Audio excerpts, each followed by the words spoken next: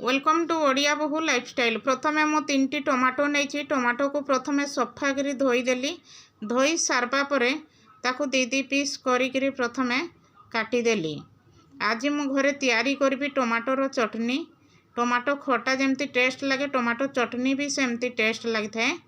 एबे कड़ई रे मु सोरिष तेल देइथिली। गरम हो सारवा परे रसुण 4-5 कुड़ा को हल्का लाल कलर हेबा पर्यंत फ्राए कर देइकरी प्लेट को बाहर करदेली।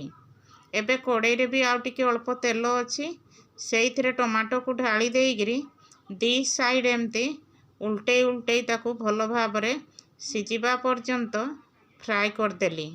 एबे भल भाव टमाटो सिझीगला जमती मो प्लेट को बाहर करदेली। ताकू किछि समय ठंडा हवा पई देवी। आमे जेतेबेले पखाଳ भात किंबा गरम भात खाई थाउ सेतेबेले साइड आइटम रे जदि आचार टिके किंबा चटनी टिके हेइथिबो केतेबेले भात सरी जीवो जना पड़िबोनी। एबे देखंतु टमाटो ठंडा हो गला जमती मु चोपा को बाहर करदेली। टमाटो चोपा आ रसुण को प्रेस करिकरी ताकू भांगी देली।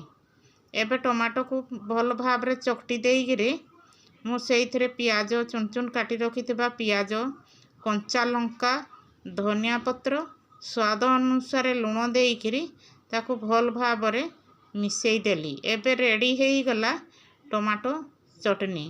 याकू गरम भात किंबा पखाଳ भात जेउथिरे खाइले मध्य टेस्ट लागिबो। एई छोट रेसिपीटी आपण मानक मन को छुईची हेले लाइक टे आ सब्सक्राइब टे करि दबा पई जमा भूलंतु नाही।